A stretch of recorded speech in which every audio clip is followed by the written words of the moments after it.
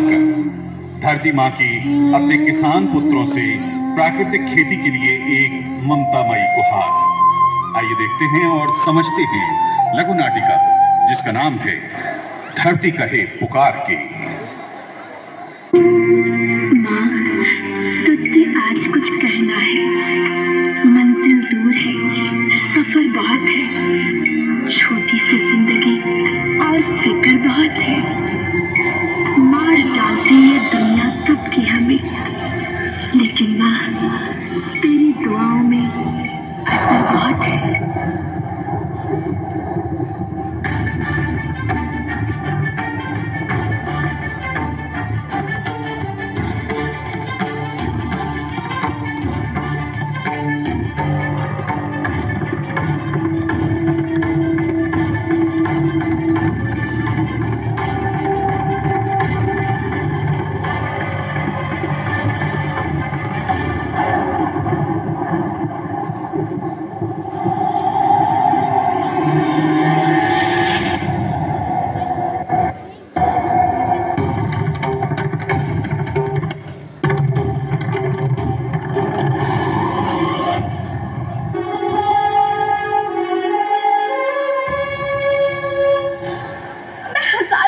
से बिना रुके बिना थके आप सभी का बच्चों की तरह पालन पोषण कर रही हूँ। मैं तब भी थी जब आप लोग नहीं थे और मैं तब भी रहूंगी जब आप लोग नहीं रहेंगे।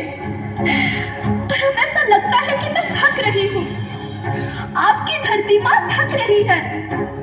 रसायनों का छिड़काव, रासायनिक खाद और इन सब के कारण पानी एवं हवा में जहरीलापन, यही कारण है कि मैं थक रही हूँ।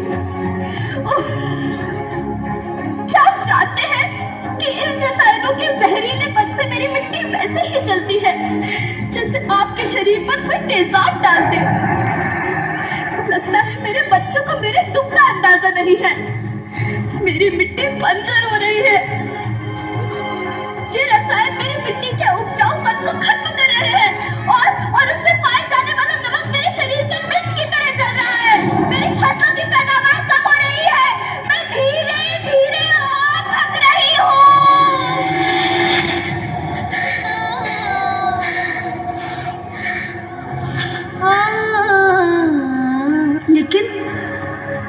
लेकिन अब मुझे याद आता है कि पहले मैं बहुत सुंदर थी, बहुत प्रसन्न थी, हमेशा हंसती थी। मुझे अब भी याद है।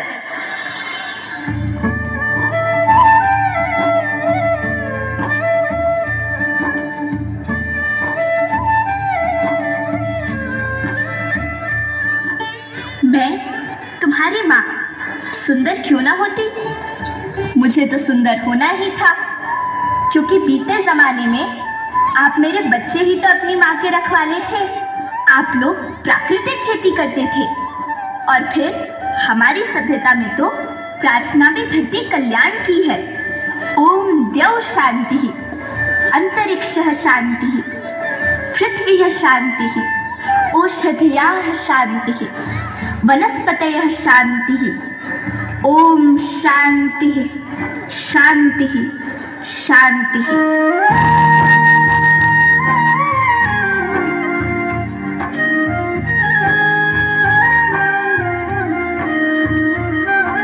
नदियाँ, जंगल, झरने, पर्वत रखना इन्हें संवार। जहर समान है। और तो और फसलों में पानी की खपत भी बढ़ गई है, जिससे खेती की लागत बढ़ रही है और पानी का स्तर जमीन के काफी नीचे जा रहा है।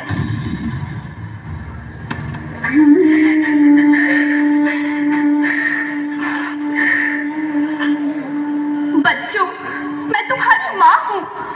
मैंने तुम्हें सुख से जीने के लिए पर्याप्त संसाधन दिए हैं, पर तुम्हारे लालच की पूर्ति के लिए नहीं दिए।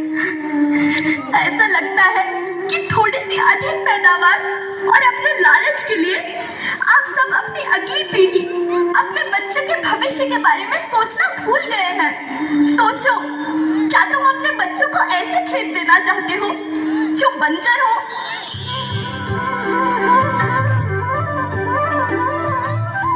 अरे तुम विंध्य की बेटी हो, मध्य प्रदेश की बेटी हो, भारत की बेटी हो। आओ, तुम ही मेरे बच्चों को कुछ बताओ। धरती माँ, हम तो अपने विंध्य के सवे जनन का केवल इतने कहे चाहे थे कि प्राकृतिक खेती या समय के माप बन चुकी है। प्राकृतिक खेती या उद्देश्य के साथ होत है कि जौने जमीन और हमरे मिट्टी के उर्वरकता बनी रहे। हम सबका प्रकृति के साथ मित्र जैसे व्यवहार करे चाहिए। हम अपना से आने वाली पीढ़ी की तरफ से यह विषय का ध्यान देके सुने और देखे के विनती करी थी।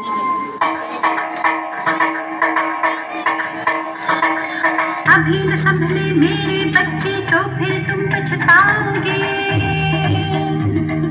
नेचुरल फार्मिंग न हुई तो हाथ धरे रह जाओगे। माँ का शोषण कौन है करता, कौन है मिट्टी जहर से भरता। जब से जैविक खाद को छोड़ा, खुशहाली से नाता तोड़ा। अभी न संभले मेरे बच्चे तो फिर तुम पछताओगे, तो फिर तुम पछताओगे। लेकिन धरती माँ, आपको सुरक्षित और प्रसन्न रखने का उपाय क्या है? एक ही उपाय है। धरती एक, परिवार एक, भविष्य एक। इस मूल मंत्र को आत्मसात कर लो।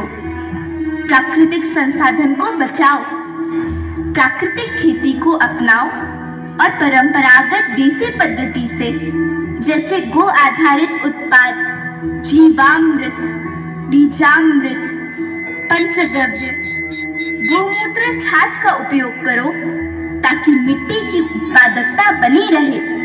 याद रखना, मैं माटी हूँ। माँ होना मेरे नाम में बसा है। पोषण करने के लिए ही मैंने जन्म लिया है। करोड़ों सालों तक धरती पर सांसों की डोर आगे बढ़ाई। पेट भरा जब सबका, तभी मैंने संतुष्टि पाई।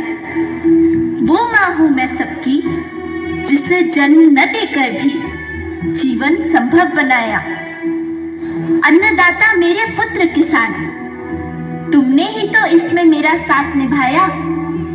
दिन रात सींच पसीने से मुझको हर मुंह तक रोटी पहुंचाई। जब तुमने माथे मुझे लगाया, मैं हरियाली बनकर मुस्काई। मिट्टी बंजर होने से या धरती के नुकसान से किसी एक देश, एक द्वीप, एक समाज या एक धर्म का नुकसान नहीं है, बल्कि सभी का है, क्योंकि सभी आपस में बंधे हैं। धरती की श्रृंखला टूटी, माला टूटी, सब बिखर जाएंगे, सब खत्म हो जाएंगे।